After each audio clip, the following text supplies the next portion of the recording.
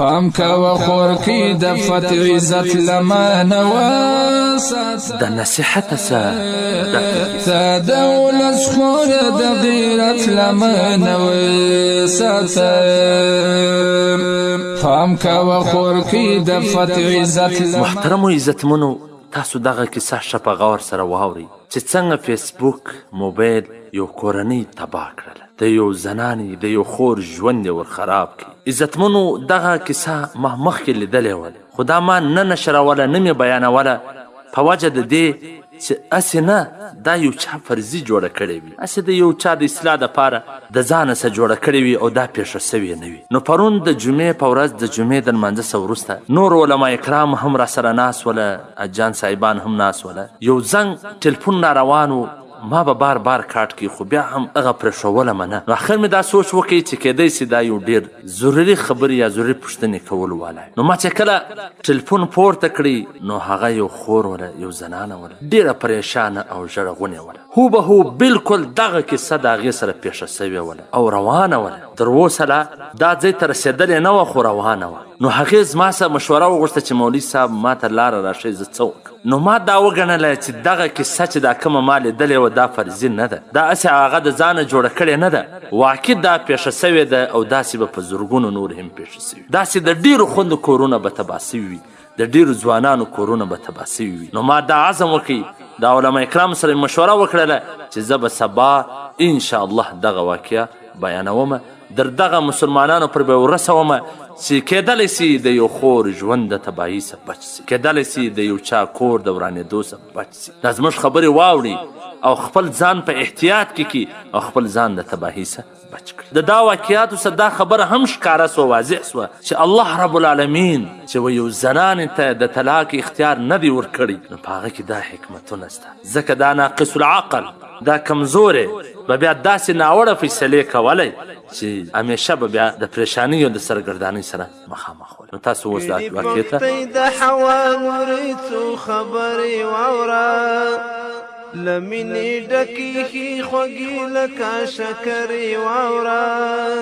هغه واقع داسې ده چې یو زنانه وایي ما واده وکړي، زه د خپل خاوند سره ډېره خوشحاله وم، هغه زما سره هم ډېره مینه درلودله، ما هم ورسره درلودله، د هغه هر رنګه خیال به ما ساتي، هېڅ لاپروايي مې د هغه په خدمت کې نه کوله. زموږ همسایه یو ګاونډۍ وله، هغه به هم کله کله زموږ کره راله، دغسې به مجلس او ګپې سره کولې. نو یو ورځ ما دا سوچ وکړی چې دا وخت راځي نن به زه ورسم. نو کله چې زه د هغو کره ورغلم، هغه زنانه یا هغه خور په موبایل باندې اخته وه، فیسبوک یې کوه. نو ما ته یې وویله چې ته هم خاوند ته ووایه داسې یو غټ موبایل درته راوړي، ته هم فیسبوک شروع کړه، دې غټ به دې مات وي، ټوله ورځ په کور کې یوازې دغې، نو دغه فیسبوک به اخته وي او خبرې به هم په موبایل سره کوو. نو ما دا اراده وکړه چې زه به خاوند ته وایم ماله به موبایل ضرور راوړي. نو رالم خاوند ته مې وویله چې ما ته موبایل واخله. خاوند راته ویله چې موبایل ما اخله، دا ډېر تاواني او نقصاني شی دی. خیر خو ډېره پر ګرانه ولم، اخر زما مخ ته لا جواب سو، ماله موبایل راوړي. ما په هغه کې آی ډي جوړه کړه، فیسبوک مې شروع کړي. سوکه سوکه زه د دغه فیسبوک په دنیا ورننوتلم، زه پکې غر کېدلم. در دې چې د کور کارونه را پاته سول، د خاوند خدمت را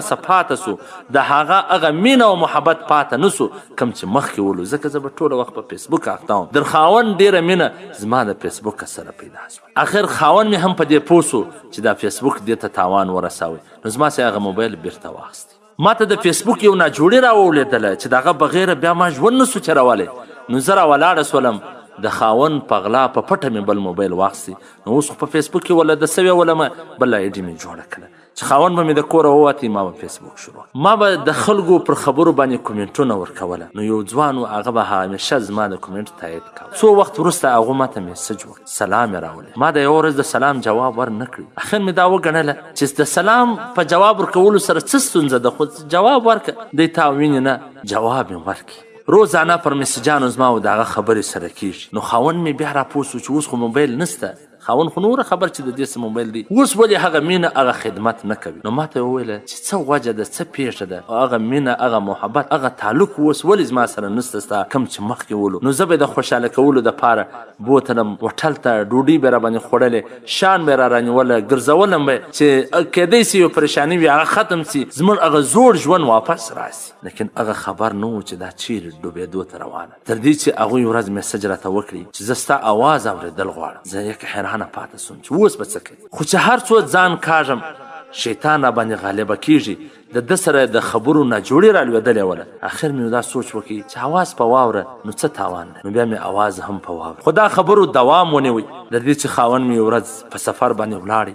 ده راته وویله چې زه ستا سره لیدل غواړم. دی را خبر نه و چې دا واده سوې ښځه ده. ما دا وویله چې زه به نن ده ته وایم چې دی خبر کړم چې زه واده سوې ښځه یم. کله چې مې وده ته وویل چې ما واده کړی دی، دی ډېر په غوسه سو، ټلیفون یې بند کړي. ما هم دا وګڼل چې کیدای سي بیا تا ته میسج ونه کړي، خو په زړه کې مې ډېر ولاړ و.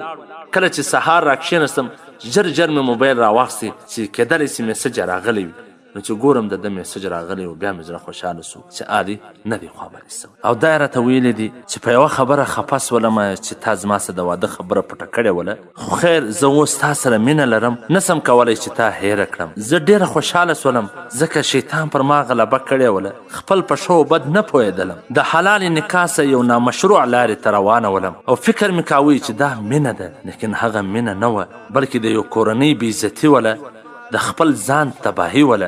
اخر مې هغه ته وویله که زما خاوند خبر سو نو بیا. ده راته وویله چې ګرانې زه تا خوشحاله ساتم، کومه خوشحالي چې ستا د زما سره ده هغه ستا د خاوند سره نسته، هغه تا خوشحاله نسي ساتلی. زه به تا ته د نړۍ هر هغه خوشحالي درکم چې ته به ګمان هم نسې کولی، او ستا خاوند خو ستا دپاره هېڅ هم نه دي کړي. دا وایي که څه هم زما خاوند زه ډېره خوشحاله ساتلی ولم، خو زه د ده په خبرو کې راغلم. ده راته وویله چې ته د خاوند څه طلاق واخه، زه او ته به سره یو ځای سو، خوشحاله او د مینې ډک ژوند به وکړو. زما زړه ټوله شیطان په قبضه کې کړی ولو. ما هم ومنله چې زه به د خپل خاوند سره جلا کېږم، د ده سره به واده کوم. نو ما د دا فیصله سره وکړله چې د خاوند سره به جلا کېږم، زه به ستا سره واده کوم. نو بیا د یو ورځ راته وویله چې اوس خو ما او تا خبره سره وسوله، باید اوس ما او تا سره ووینو، ځکه زما او ستاسو را روان ژوند به سره یو ځای وي. نو اوس خو د ده محبت هم زما پر دماغ باندې سپور و. نو ما ورسره ومنله چې بلکل ما او تا به سره ووینو. دی ډېر خوشحاله سو. دا راته وویله چې سبا زه ستا د کور مخ ته موټر درولم. ما هم قبوله کړه. کله چې سبا سو دی راغلی نو زه ورغلم، د ده سره په موټر کې کښېنستلم، په چکر سره ولاړ. یو ځای ته چې کله ورسېدله چې ودرېدلو، دی راکښته سو، دروازه یې خلاصه کړه. د ده د دروازې د خلاصېدو سره سم څو کسان نور رالو، زه د لاس ونیولم، د موټر سره یې راکښته کړم. ما چغې وهلې چې پرېمږدئ. هغوی یو چاپېړه په زوره راکړله. ما پر ده باندې نارې وولې چې دا څه کوې، دا څوک دي؟ خو هغو پر مخ باندې یو چاپېړه راکړه. د دې سره سمدستي زه بېهوشه سولم. کله چې په هوش کې راغلم نو زما عزت ټوله اخیستله سوی، زما د عزت سره لوبې کول سوي ولې، زما لاسونه او پښې او سترګې را باندې کړې ولې، د کور مخ ته غورځولې ول. ټوله همسایګان را باندې ټول سوي وله. زه شفاخانې اسپتال ته را رسولې ولم. څوک سم نه خبر چې دا څه پیښه سوې ده. زه په اسپتال شفاخانه کې ولم چې خاوند مې خبر سو او رالی، پلار دوی مې هم ټوله راله. نو په دغه تعلق کې خو زما د خاوند نمبر هم دغه ځوان ته رسېدلی ولو. نو د زما خاوند ته میسج کړی و. دا ټوله موږ داسې کله دا حالت ته موږ ورسوله، هغه واقعه ټوله ورته بیان کړې. کله چې مې خاوند او پلارګنۍ خبره سوله نو خاوند مې په هغه شفاخانه په اسپتال کې طلاق راکړي. پلار و مور هم د کوره وشړلم چې بیا زموږ کور ته رانسي. هر څه مې و هغو ته وژړله چې مه کوئ، داسې مه کوئ، خو ما مړه کړي، داسې مې پرېږدئ مه. خو هغو در مرګ بدتره سزا راکړله چې زه یې ژوندۍ پرېښولم، مړه یې نه کړلم، ځکه مرګ خو یو وارې انسان ته راځي، خو زه یې ژوندۍ پرېښولم در دې چې هره شیبه به زه مړه کېدل. زما هغه خوشحالي، زما هغه خوشحاله ژوند ما په خپلو لاسونو خراب کړي او اور مې ور واچوي. حقیقي ژوند مې د فیسبوک پر مجازي نړۍ باندې خراب کړي. د هر چا نه ولاړم، اوس هره شیبه خپل د مرګ په انتظار یم چې کله به خدای مرګ راکړي. ژوند مې هلته ختم سو چې کله په ما شیطان غلبه وکړله او زه د یو پردي سړي سره په خبرو کې راغلم. اوس هره شیبه د مرګ د راتګ په انتظار یم. نو ځکه مې دغه واقعه ولیکله چې نورې خویندې د دغه واقعې څخه عبرت واخلي او خپل ځانونه د فیسبوک د مجازي دنیا څخه وساتي. محترمو عزتمنو، والله بالله تالله که د خاوند څخه زیات محبت تاته څوک درکړي، ځکه الله جل جلاله فرمایي چې ستاسې په منځ کې ما محبت پیدا کړی. دا حقیقي محبت دی، دا د کله ناکله په خوابدیا باندې مه خوابدي کېږي، دا یو حقیقي محبت. نو یو زنانه د دې دپاره نه ده چې د فیسبوک پر دنیا خپل ژوند خراب کړي. د کور خدمتونه ځین پاته، د خاوند خدمت ځین پاته، د هغه محبت ځین پاته، او دا د نور سره په ګپو په مجلسو باندې اخته. و هرې هغه خور ته د دغه واقعې څخه عبرت اخیستل پکار دی چې دا د خلکو سره ټلیفونونه کوي د هغه سره پر موبایل باندې د محبت کیسې جوړوي هغه مځکه ورته باغ کې داسې به وکم داسې به وکم هېڅکله دغه د موبایل د یاري ودونه نه دي کامیابه سوي چې دا نه دي ود سوي هغه دې هم نه کوي ځکه دغه د موبایلو د فیسبوک د دې محبتونه کامیابۍ ته نه دي رسېدلي کله چې واده وسي هغه بیا نور شک و شبهات باندې کوي چې ته زما سره لګیا وې نو د نورو سره به هم لګیا دا ژوند نه دی هغه ژوند دی چې کم خاون تا ته مور پلار خوښ کړي تا در اوسه لیدلی لا نه وي بس هغه به تا ته حقیقي مینه درکړي دا د موبایل مینه دا د فیسبوک مینه دا د خبرو مینه دا د واده سره کولو سره سمدستي اختتام ته رسي د جنګو د جنجالو شروعات شروع سي نو د دې څه ځان وژغورئ عزتمنو خپل عزت د خپل کورنۍ عزت د خپل خاون او د پلار عزت مه اخئ دنیا به مې هم خرابوي آخرت به مې هم خرابوي پر خپل ځان کنټرول راولي برداشت راولي خپل ځان د دغه شانو څخه وژغورئ څو ورځې ځان پابنده کړي د هېچا په خبرو کې مه راځي الله به داسې ژوند تا ته درکړي چې دنیا به دې هم ښایسته وي آخرت به دې هم ښایسته ما مخکې یو واقعه ذکر کړې وله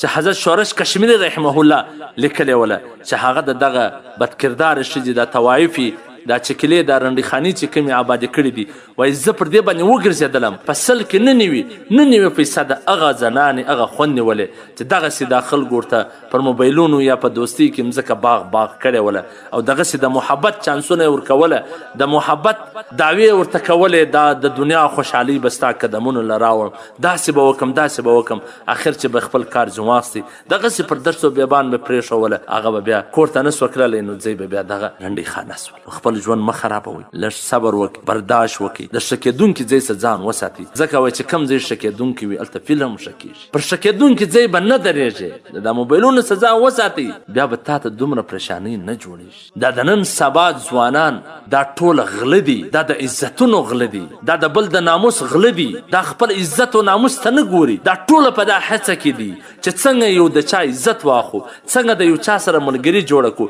څنګه یو فرینډشپ جوړ کړو ټوله په دغه هڅه کې دي دا هغه ځوانان نه دي کوم چې محمد بن قاسم و چې د خور او د لور د عزت په خاطر سرونه ورکوله په زرګونو شهیدان یې ورکوله دا اوس هغه ځوانان نه دي د دې څه ځان ګورئ دا د مجازي دنیا ځوانان دي دا کاغذي ځوانان دي دا وخت نه وي دا صرف د دوکې درکولو دپاره د ټیم پاس دپاره دا ستا د عزت سره ټیم تیروي دا ستا د عزت سره لوبې کوي څه ټیم پاس کوي نه ستا سره حقیقي واده کوي نه تا ته حقیقي خوشحالي درکولی سي صرف د ټیم پاس دپاره ستا ژوند در خرابوي د څومره ځوانانو لاسونه د خوندو په وینو باندې رنګ دي د بل د ناموس عزت اخلي صرف خوند دپاره یا د څو شېبې د ټیم پاس دپاره زه هغه ځوانانو ته وایم کم ځوانان چې د خپل لږ وخت د خوند دپاره د ټیم پاس دپاره د بل کور ور خرابوي د بل ژوند ور خرابوي د بل د عزت او د ناموس سره لوبې کوي د هغه څه ویډیووي جوړوي چې هغه بلیک میل کي یرغمالی کي د دې هره خبره ومني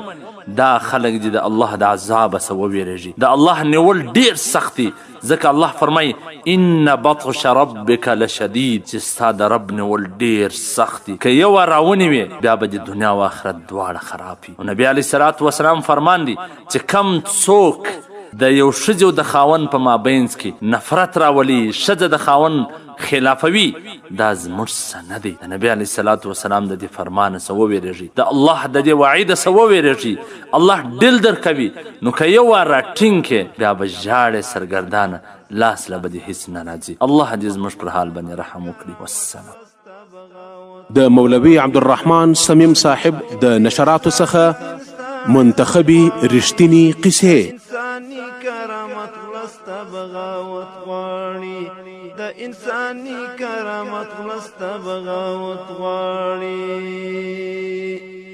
زه پردی نه یم ستا زوی یم ستا مولود یادېږم او یادې ورور یم ستا پت باندې موجود یادېږم یادې خاوند یم که دې نه پالم مردود یادېږم یادې خاوند یم که دې نه پالم مردود یادېږم یادې خاوند یم که دې نه پالم مردود یادېږم او یادې پلار یم ستا باعث او ستا وجود یادېږم مسلم دوستا ته دیانت او شهامت غواړي د انساني کرامت غلسته بغاوت غواړي مسلم دوستا ته دیانت او شهامت غواړي د انساني کرامت غلسته بغاوت غواړي پتمنې خوري اسلامي دین ستا عزت غواړي د انساني کرامت غلسته بغاوت غواړي د انساني کرامت غلسته بغاوت غواړي د انساني کرامت غلسته بغاوت غواړي